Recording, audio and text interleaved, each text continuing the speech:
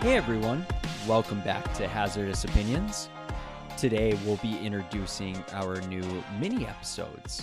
And for the mini episodes, I kind of had the idea where we would do a kind of a Jordan Belfort version of recommending movies. So it's going to be sell me ...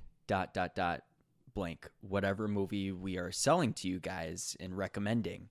And we will leave it up as an option whether one of us is going to do the whole episode or if all of us are joining in or a couple. But yeah, just kind of more relaxed. And we really want to get in depth about recommending a movie to you guys so that it feels very personalized and everything. And we will also make it very personalized to ourselves too. So hope you guys enjoy. And Andy will be kicking us off with our first mini episode today. Yes, sir. We're going to be covering Limitless from 2011, directed by Mr. Neil Berger, who doesn't do a lot of good stuff. Already starting off on a great foot for recommending this one. But he did do The Illusionist in 2006 with Norton. Haven't seen that one yet, but that's pretty highly rated. Just kind of ignore the rest of the writing and producing team on this because there's not a lot of good stuff. Neil Berger went on to do the Divergent series and a couple other crappy series that I would not recommend. But this one I would highly recommend, and is the perfect movie for me to kind of end my hazardous opinion streak here before I disappear for a few months. Excuse me while I wipe away my tears. Yeah. Yes, we did think it was going to be on a previous episode, but this should be my final one for now. But yeah, I think this is the perfect movie to kick it off on. You can find this one on Stars or just renting on Prime. Yeah, just your usual. It's pretty decently rated. It's got a 3.3 on Letterboxd and a 7.4 on IMDb. On rewatch, like this movie was like a 9 for me, and the show, which I'll talk about more as well, is still a 9, but I need to rewatch that. On rewatch is an 8. There's some flaws with it, but like I really love Limitless, and it's just one of those joyous movies for me. And Bradley Cooper's just always a sensation in anything he's in. I know you like to do the like reminds me of in yours. I couldn't think of anything for this other than like watch other Bradley Cooper films like Burnt. I don't know if you guys have seen that one. I haven't. That's a cooking one, the cooking right? One, yeah. And is he in Hawaii? I think it's also in New York, and he's a drug addict in that as well, which he's technically a drug addict in this one, which is kind of the plot. Yeah. But I'll go into that as well. Kind of some other unknown names. There's Anna Friel, Abby Cornish, and Andrew Howard in this as well. Some minor acting roles throughout, and then Robert De Niro's in this for a very small part. He's kind of like a semi-antagonist in this, but I'll get to that. Our main antagonist, though, is Andrew Howard, who does pretty good in this. It's the standard, like a Russian mob villain that's always hanging over your head. I don't like it. The villain's not good in Limitless, but it's just one of those issues you have to go over. Just excuse that, though. Yeah. Yeah. You just have to ignore it. Okay. But yeah, Bradley Cooper plays our lead, Eddie Mora, who's kind of a down on his luck writer in New York City with everything going wrong in his life. He's a standard like Peter Parker. His landlord's constantly knocking on his door for rent. Rent. He lives in squalor. He's got this total bachelor pad, just mess everywhere. The Chinese food boxes, and his girlfriend doesn't like him anymore. His now like ex-fiance girlfriend thing. All that stuff. Because to start this great, coming to power story, you got to start at the bottom. But yeah, he's kind of also somewhat of an alcoholic. But that's when he runs into his old friend Vernon, who's our kind of plot driving forward guy, who says, "Hey, buddy, we haven't hung out in a while. Here's this cool drug that's going to change your life around. I know I used to deal you drugs in the past, but this one's is different. It's a cool drug. It's this little clear pill." And this movie's in 2011, so it's like before, I guess, the Adderall craze. I don't exactly know when that started for colleges. Maybe around the next 5-10 years after that. But it's basically like Adderall times 1,000, and that's what this pill NZT is. It pretty much gives you access to all of your brain at all the time. It's like if you ever seen something, you've ever glanced at a page on a book, like all of that is like in your memory somewhere, and NZT gives you like access to all of that. So it's super power drug. But yeah, Vernon introduces him to the drug, and then what does Eddie do with his power? Of course, he does all the dumb stuff. You'd go gamble with it, you'd go play stocks, all the usual things to improve his life, and then some other stuff that has to bring the plot forward, like getting money, a shark loan from a Russian gangster, as one does. And then That's a given. yeah, and then not paying it back because we need a villain. But yeah, I won't go too much into the plot because everything past that is just seeing what Eddie Moore gets into. But Bradley Cooper's charm is pretty much what carries this movie, and what carries it for me as well. I like the the visual effects and stuff. You said you haven't seen the show either? No. Okay. Limitless universe thing is like very visual effecty. Like when you take this drug, it does the whole like almost like Lucy, if you've seen Lucy, with Jennifer Lawrence, Scarlett Johansson. Scarlett. Yeah. Ah, man. Yeah. It does the whole like I don't even know how to describe it, like the fast lines going past your face, and like everything's blurry, and then everything's yellow, so you're on the drug. And sure. Cooper's blue eyes get even bluer. You're like, okay, he's on the drug. So it's like this stark contrast to like when he's on the drug or not in the movie, based off like the visual effects. Oh sure. Okay. And so this NZT drug is like, I don't know, kind of around in this world. Like Limitless goes into it a lot more. The TV show that comes out in like 2015, about 4 years after this. That only got one season, but it's like 22 episodes ish, and that's Jake McDorman, who was pretty much in the same situation as Cooper, like down on his luck guy. Like he's got like family members in the hospital, he's poor, and then he finds this drug and starts working with the FBI. And really, if I'm being honest, Limitless is just my excuse to be able to talk about the show a little bit more too. It's my way to sneak it in. You cheater. But I really love both the show and the movie, because the movie is the prequel to a character from the show as well. Cooper's character comes back in the TV show, and then Jake McDorman is like buddy cop type of thing for the 22 episodes with Jennifer Carpenter from Dexter, if you guys have seen that. Oh, I love her. And Deb. She is great. She is Deb in this. She's an FBI agent in the TV show. Yeah. And she's exactly Deb. That's amazing. So, okay. Like, if that would be my number one sell point for you already, is like, you gotta watch the movie as a prequel, and then you gotta go watch the show so you can get more Deb for 22 episodes. Oh my gosh. Okay. I'm really tempted now. Okay. But I think the show's a little bit better in some aspects about delving into the depths of what this drug can really do. Really, Cooper uses it as kind of like a suit's power, is like a anything he's seen he remembers type of thing, where he just like has that photogenic memory or whatever it's called. So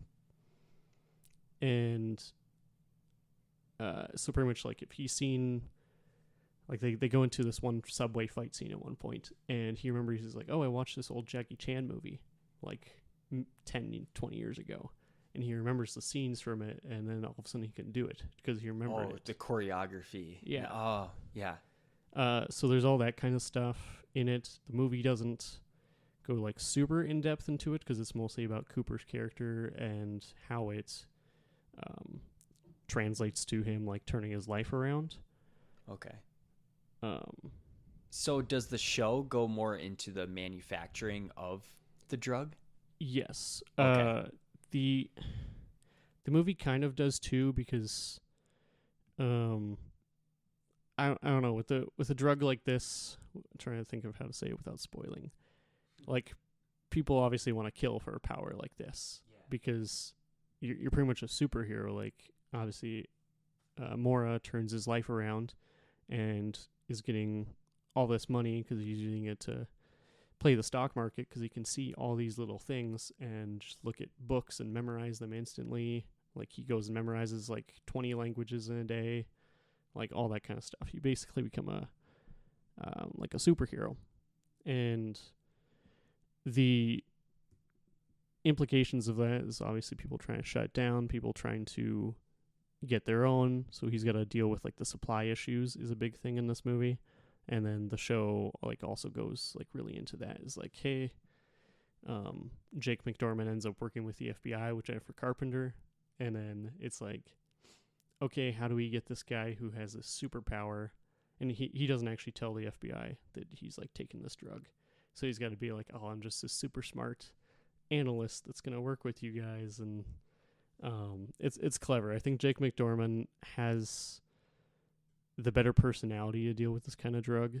But like, I don't know, Cooper's always a fun actor to watch. Yeah. Oh, yeah. He's tantalizing. And I'm trying to find the name of the book. Kara, did you say your sister read this one? Yeah. Yeah. I can't remember what she said the title was. Is it the same as the show and the movie? Oh, here it is. The Dark Fields, I think. The Dark. I think that's what it is. Really? Okay. I'm going to have to ask her about it again. I think that's the book. That's just a quick glance through the thing. I wish I wrote that down because I do need to read that at some point. Yeah. But yeah, it's originally based on a book, which they turned into the movie, which the movie got enough success. Like, it's not a huge hit, but like 7.4 is decent on IMDb. Pretty good. And translate that to the show, which obviously didn't go anywhere after the first season. But it's one of those ones where it's like it ends on a decent point, so you're not like watching a cliffhanger show. Like, they actually cut it off after the end of the 22. Oh, okay. So is this a action heavy movie? Yeah, I suppose I should have said the genres. I don't know. I would say it's mostly a drama, kind of like Burnt, where it's like, okay, it's, and like a thriller, I guess. Like, it's really about, I don't even know how to say it, like a profile movie about Edward Mora and like what he would do with this kind of power. And yeah, I can't think of what do you call those kind of movies? Like a character study, I guess, of a fictional person. Sure. Okay. A biography?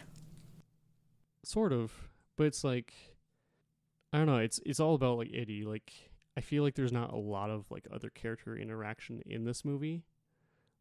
Like, a lot of the plot is driven straight from Edward himself, from Bradley Cooper. Like, just doing his thing. And like the first night he's on NZT, he like deep cleans his entire apartment and stuff. And he's like just learning about what this drug is, and he was a failed writer, so he starts writing his book, and all of a sudden he's got all these pages and stuff. And but then you go on further in the movie, he's like, well, wait, why would I just do that? I can memorize anything. So he starts, going further and further and further. And that's kind of how you get to his character in the show as well, is like, how far can you take that as a person who pretty much has unlimited mental power to like do all these things. Basically quoting, from Spidey here, but with great power comes great responsibility. Am I right? Yeah. Okay. And Cooper does not have the responsibility, or like, he has the responsibility to do good with it, but his character's kind of a douche. So wonderful. Yeah, it is a little hard to root for Mora in this, because he's not a very likable character. Like he uses his power for money and fame. Yeah. Like it's a little hard to say like, oh, he just did it to, you know, save the babies and stuff. And like there is one like clip of a scene where he like he goes to help like an aunt or something of his that had like some brain tumor the doctors couldn't diagnose, which literally just like a 1 second like, oh, I think it's this thing, you should actually look into this. But Cooper's not really someone to root for, and the show will really hammer on that Cooper's not a good person from when you see him in there. But Jake McDorman in the show is a like great person who wants to do good. But yeah, I obviously like the show a lot more, but the movie is definitely like one to see. Okay, all right. Bradley Cooper can play a douche really well too. Yeah. So I'm sure he can sell it real hard in the movie. Yeah. Awesome. Especially his role in Wedding Crashers. He was one of the douchiest douches. I guess he's in that, isn't he? Yeah. He's I always forget about him. He's Claire's boyfriend. So Rachel McAdams, her character. He's the one that like he gets poisoned by Owen Wilson. With the eye drops and he like gets the shits. Yeah. I forgot that was Bradley Cooper. Yeah, I know, and he's so good at it. It's like I love Bradley, but damn, I could punch him in the face every time I watch that. Yeah, this movie like overall it's silly. There's a lot of interesting visual effects. I like the score in it too. Yeah, kind of like I said in the intro, like my main plus for this movie is it's a really good pilot for getting into the show as well. And like it does stand on its own, but it is all the more enhanced if you end up going to watch the show. Very good connective tissue to something else. Okay, awesome. It's almost like a pilot episode, I would say. Okay, yeah, just a longer one. Yeah. Yeah. And Robert De Niro, I mean, is always amazing in everything he does. He doesn't really have to do much in this movie, I feel like. Like, it's a lot of just sitting back and letting fast-talking Bradley, like, do everything. But, I mean, he's not bad in it. De Niro is a sure shot in many things, for sure. Yeah. Okay, so for everybody, and for me, I'm kind of wondering, what mood should I try and be in before watching the movie? Or when is it a good time to watch Limitless? That's a good question. The mood of this movie is yellow. Okay. Yellow mood. Yeah. That's all I ever think of when I think of this movie. It's like watching the Breaking Bad Mexico episodes, like when everything's just yellow. Yeah, it's kind of through that what people say cinematography is like for any movie or TV show taking place down in south. Mexico or down south. Yeah. Okay. Yep. That's kind of like what most of this movie is like, because he's on the drug for yellow most of the movie. Filter.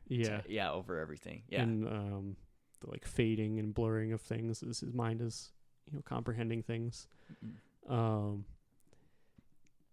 I don't know, if you're just in the mood for a Bradley Cooper movie, or if you watch Burnt, or if you watch something like scary or emotional before this, and you're just like, well, I just need to cool down and like shut my brain off. The occasional one or two texts as you're watching the movie and stuff, and like you don't have to pay 100% attention to, but like you're still ingrained in the story. And you don't have to worry about sweating through your eyes or anything like that. Okay. Like there's no like intense feelings you're gonna feel throughout Limitless, which can be a pro and a con. They could have went with more heart. Like they had a framework for what they could have done with that, with him getting his life back together and getting his girl and stuff. But they went a different direction with that. And I get that I think that's mostly because the book, I'm pretty sure the author who also wrote for the movie and for the show didn't want any changes from their book. So that's probably part of it, is it's pretty accurate to the source material, but I can't really say till I read that. Yeah, it's like a good mood movie, but you're not going to be like laughing either. It's just I think it's a good cool down movie. Awesome. Okay. One of those 7 p.m. Just sitting around, need to pop in a movie. Yeah. Okay. But for the show, it's definitely like if you watched Dexter before, like who Jennifer Carpenter is and how she is. Jesus. You're good. Then exactly what you're getting yourself into already with the show. Because it's a buddy cop movie with, instead of her and Dexter, it's her and Jake McDorman, who's just a goofy, lovable dude. Awesome. All right. And besides Bradley Cooper, would I recognize any other actress or actor? Like I said in the intro, there's like Abby Cornish and Anna Friel. I don't think they're in anything big though. I know Cornish is in 3 Billboards Outside Ebbing, Missouri. If you've seen that, like 2017's Best Picture. Oh, okay. It's on my watch list. I actually still need to check it out. Honestly, I have a lot of stuff on my watch list from Cornish, but nothing much that I've seen. She's in Geostorm, if you managed to catch that one. Oh, God. No, I haven't seen that one. No. The RoboCop reboot. I haven't seen that one either. Pretty much it. Okay. Yeah, she's in a lot of like romance ones, it looks like. All right. Yeah, you might know more from her, but yeah, I wasn't really familiar with most of the cast other than, of course, De Niro and Cooper. Yeah. And I think the show's kind of the same way. Like, all I knew was Carpenter. Like, I hadn't heard of Jake McDorman before the show, and I've been hoping that he'd be doing more after, but I think he kind of also just petered out after. But yeah, that's Limitless. Does it feel ageless? Like, we can watch it? No, it does not feel ageless. Like, okay. Even though it's only 13 years old, like, it feels of its time already. Like, I think it's the Black Keys they play a couple times throughout it, which, like, is a band I love personally. I'm not hating on the Black Keys, but they're definitely like a, of their time. I don't think they're a very modern sounding band. Gotcha. If that's who it is, I need to double check the soundtrack. But no, this movie isn't ageless. The visual effects too, like, definitely feel like early 2000s almost. Like, they remind me of Push with was it Chris Evans, I think, in that one.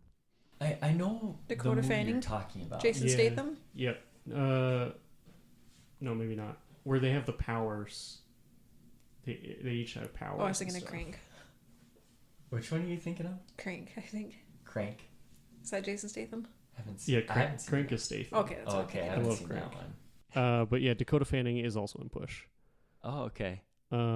With Chris Evans, and yeah, it kind of reminds me of that, like, for the visual effects sometimes. At least that's what I see in my mind. Thinking about it, they don't age well. There's no cell phones in this movie, which is a thing I find really weird in 2011. I think there's That's maybe strange. one, but like, Eddie has a house phone, which is why, like, he can't get contacted a lot of the time through this movie. So he has to go check his messages several times in the movie. And I was like, for a 2011 movie, that just feels weird.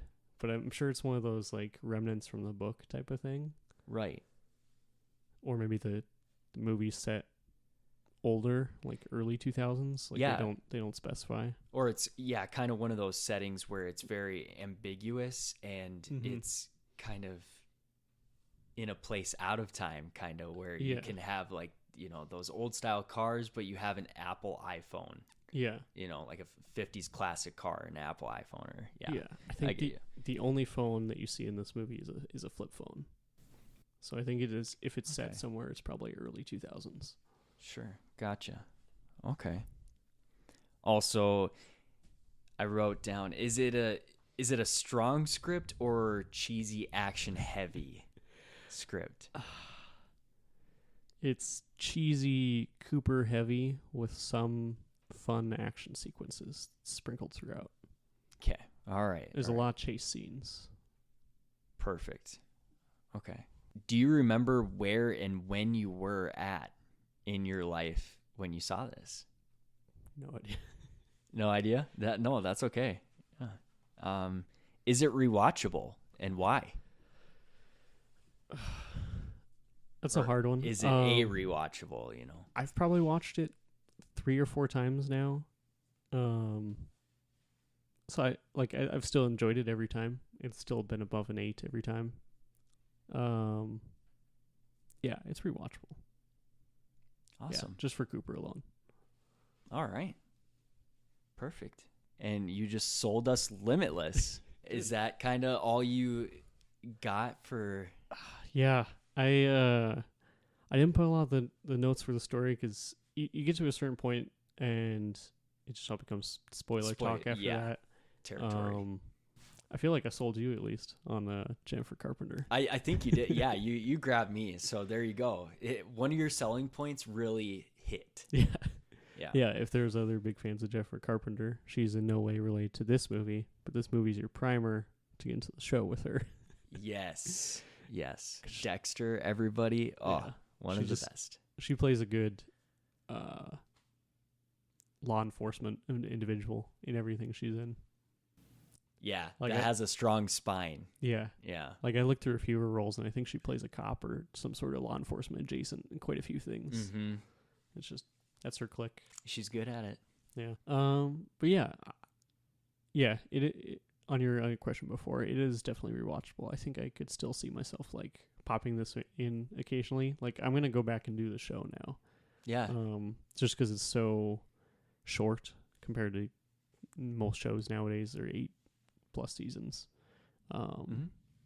Yeah, I just figured I'd start our shorties off with one that was close to my heart that I know we're never gonna get to cover in its whole because it's not going to be on any top 250 list on Letterboxd or IMDb, but it's good. It's not poor. It's not standout, but it's like perfectly above center line. Yeah. Okay. That's a good way to describe it. Yeah. I hope we get to cover it on a full episode. Awesome. Okay. I'll have to check that one out. And so will everybody else that hasn't seen it. Yeah. If you guys do check it out, definitely hit us up and let us know what you think. Yes, please do. And where can you watch it? It was on Stars. Okay. It bounces around. This is one of those ones that every time I rewatch it, it's on a different service. Mm-hmm. Like I think it was on Netflix for a while because that's where the show was. Yep. I think the show's still there. But yeah, this bounces around. It's on Stars, and then just rent it. I think it's still like $3, which is, I don't know. Amazon's a little pricey still on their old movies. Yeah. Like I feel like if you found this in Video Action, if it still existed, it'd probably be like a 99-cent for a 5-day rental. It'd be one of those. Yeah. Bringing me back, man. Yeah. Oh my gosh. We need more in-person stores again. I know. Yeah. Let's start one, guys. Yeah. It's always been a dream of mine. All right. Perfect. And then it would fail because they're streamers. Yep. We would be fighting an uphill battle. That's for sure. All right. Paramount owns the show right now. Okay. Cool. Yeah. If you guys want us to do some shorties, and then kind of like Hunter said in the intro, these are going to be spoiler free, or like we're hoping it's going to be mostly spoiler free, if not like very, very minor spoilers, if there is any. Yes. Just so we can expand to recommend some that you guys don't have to see the movie before you listen to this episode. And then look ahead for Ashlee and Hunter's mini-sodes coming soon. Yeah. Hoping to bring a lot more of these to you guys. And yeah, I think it was a good start, and we'll just keep learning on them, and hopefully you guys just join along for the ride with us, So yeah, thank you for listening to Andy's Sell Me Limitless. Indeed. And I will see you guys again in like 8 months or so. Bye, Andy. Bye, everybody.